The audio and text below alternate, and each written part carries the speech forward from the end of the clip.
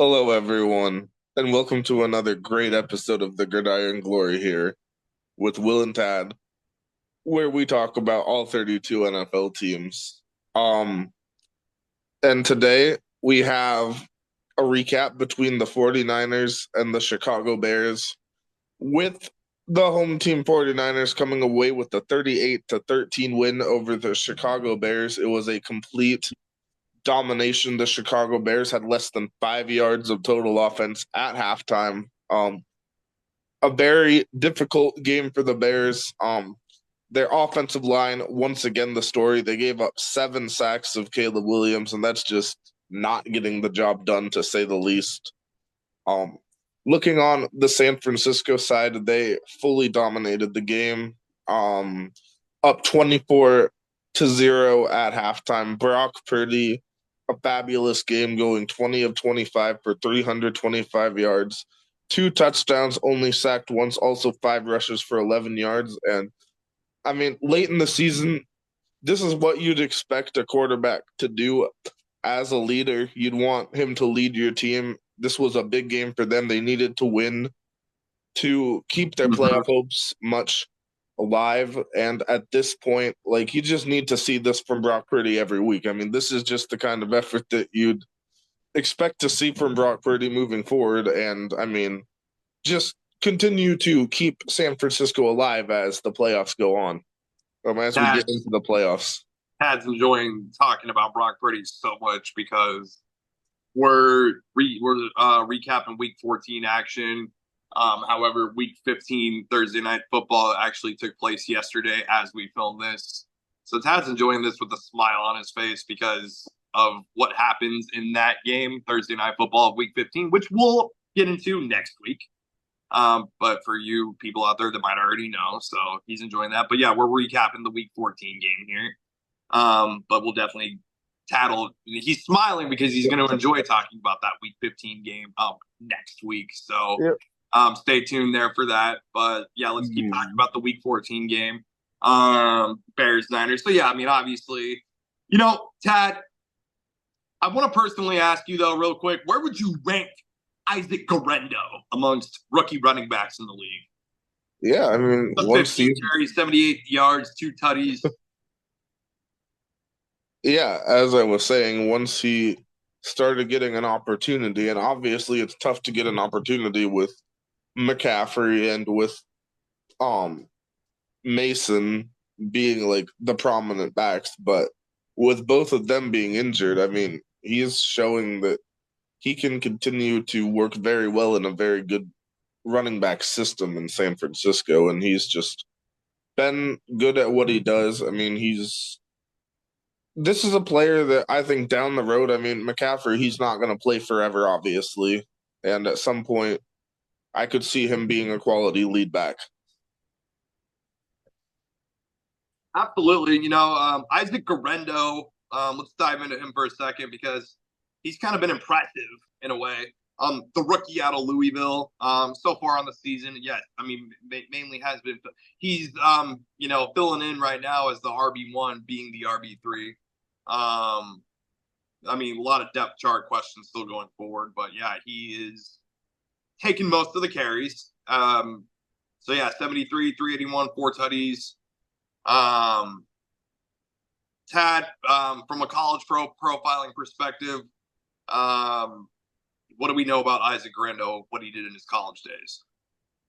Yeah, I mean, like you were saying, he played for Louisville in college. And I mean, the thing is, he was never like exactly a feature back, um, even back to his college days with Louisville. I mean, but he's like worked, and he's also had a lot of time at Wisconsin too. Obviously, he transferred to Louisville his senior year, but going to Wisconsin, I mean, the running backs they've produced. I mean, with guys like Melvin Gordon, Monte Ball, such guys like that.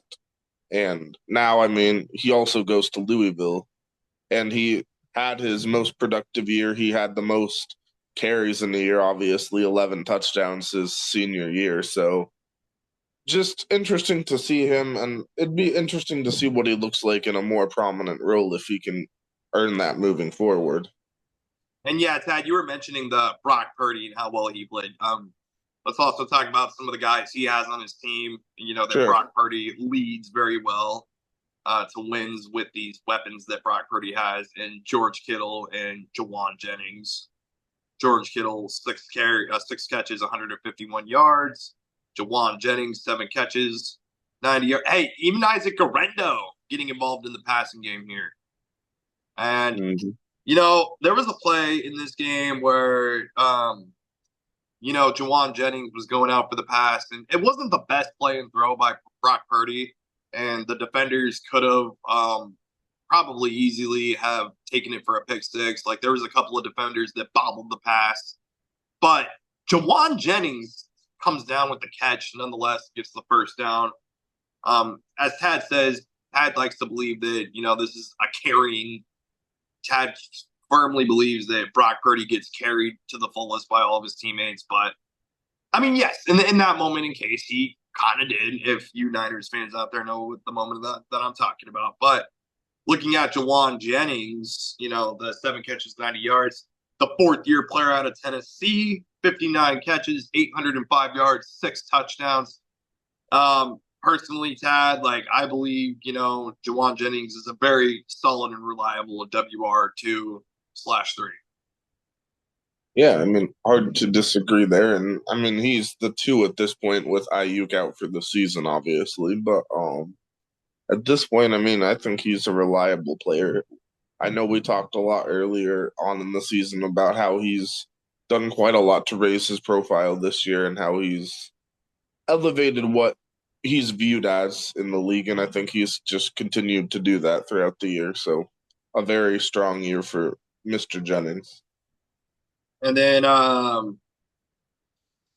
looking at the Niners defense really came to play in that Week 14 game between the Bears and the Niners. Sure. Looking at guys like Yetur Gross-Matos. In this particular game, the defensive end had 4 solo tackles, 3 sacks, 3 tackles for a loss. He got to the quarterback 3 times, so a major big shout out to him. The 4th-year player out of Penn State.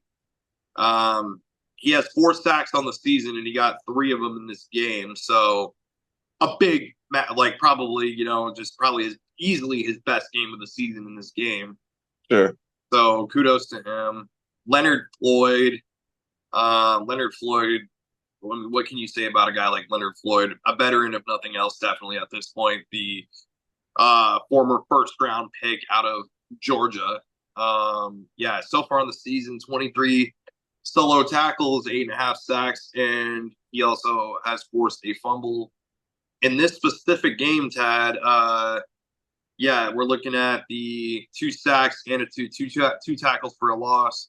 You also got Malik Collins, who, was getting it done in there with a sack and a tackle for a loss as well. Malik Collins. Tad. I mean, just a complete domination from the San Francisco defense. I mean, Chicago, they couldn't get anything going. Like we said, they gave up the 7 sacks. That's not good. I mean, you don't want to let your quarterback get hit 7 times. I certainly believe that it probably just spoke to more so San Francisco's defense coming out and playing a really good game, more so than even the Bears O-line. Yeah, to an extent. I mean, but the Bears O-line, they've been a big concern all year. And I mean, nothing that happened in this game made me think any different of their offensive line. I mean, I'd say, if you're looking at what Chicago needs to look at this offseason, that's probably one of the first points you want to look at. That offensive line. Malik Collins, though, the former 3rd-round pick out of Nebraska, 18 solo tackles, 5 sacks on the year. So definitely a seasoned veteran, if nothing else. Got to been you. San Francisco's defense played very well. So if I'm Chicago, we're looking at this here. Just the offense wasn't really able to get much of anything going. Tad, I'm not going to lie, DeAndre Swift is, the 14 carries, 30 yards. You just kind of feel like with DeAndre Swift, you might have expected a bit more production, maybe even in this game. I mean, even looking at the stats for the season, 193 carries, 742 yards, 5 tutties. Is this on Swift or is this on the offensive coordinator not drawing up more run plays designed for him, you'd say? And I mean, he does get a decent amount of catches as well. I mean, he's also had 34 catches for 315 yards as well this year. So he's active in both, but I'd say a lot of it goes to the offensive coordinator. A lot of it just there's a lot of issues with the Obviously, Chicago. they also just did fire Matt Eberflus as well, That's and part of it. starting to see the ripple effects of that. And obviously, Swift was also questionable coming into the game, so he wasn't 100% as well. That's a factor as well. I mean, the Bears, they haven't won a road game, so it's like, yeah. Okay, Tad, we've talked about like the Panthers, we've talked about the Giants. Is it start time? Do we start putting the Bears into that category? Because it's like, listen, I wouldn't necessarily say the Bears are like the Giants. The Bears have a plan, and that's Caleb Williams, and this is Caleb Williams' rookie season. So it's we knew there were a lot of different ways this season could go for Chicago. We knew it would be probably a bit of a stretch to think they'd contend much this year. And I mean, they've had a lot of bad games. They've had some games where they compete. I mean, they took Minnesota down to the wire. They took Detroit down to the wire. It's not like they're a horrible football team. Sometimes they look overmatched and like we saw against San Francisco, but you can tell there's a blueprint here. Right. They have a blueprint, and it's Caleb Williams. So Rome Odunze even. So, hey, shout out to Rome Odunze. He did catch 2 touchdowns. So, so that actually, I had Rome Odunze on my fantasy team, and that actually helped me get a late season win. So I didn't make the playoff, but I finished. That was after he had only 1 touchdown the entire season, so he gets 2 there. So I mean, just that's one of the things you're trying to do late in the season. I mean, build the connection between Caleb and Rome Odunze. That's where it's going to start. To me, it's like Caleb to Rome Odunze is going to be similar vibes to like Andy Dalton to AJ Green, Mahomes to Kelsey. Well, maybe not that specific vibe, but like, yeah, it's just going to Burrow to Chase even. You could compare it. And that's what it just needs to start. That needs to start there and then develop around that. But DeAndre Swift is just kind of like, I don't know, man. I kind of expected better things out of him. Philly definitely, they upgraded the running back position for sure. I mean, yeah, that was obvious, yeah. So, Niners win 38-13. Obviously, you Niners fans already know Thursday night football of Week 15 did happen yesterday between them and the Rams, which we are going to talk about next week. So be sure to stay tuned for that while we recap Week 15 of Thursday night football. Tad's going to enjoy it, I'm sure. And if you guys already know, well, yeah, be sure to stay tuned next week to hear us talk about it. But with the Bears, they will be going on Monday Night Football this upcoming Monday, Week 15, Monday Night Football, 4-9. Bears against your 11-2 Vikes, Tad. And I got to say, this could be a trap game for Minnesota. Good. I'm serious. Like, we've seen this happen before. The Vikings be really good, but then they play a Bears team with this similar record on a similar – I remember a similar Monday Night Football vibe. I believe it was even last season, so in December. So, I mean, the Vikings got to go out there and still play a game against the Bears. But the Bears are 0-6 on the road. Wouldn't that be some if they got their first road win in that fashion?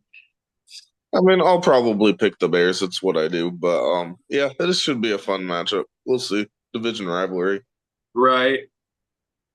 Yeah, so Niners win 38-13. Be sure to follow us all season long. Be sure to subscribe to our channel as we're covering all 32 teams all season long with Tad and Will. We're getting down to the stretch here. Playoffs coming right around the corner, so stay tuned. Thank you for watching.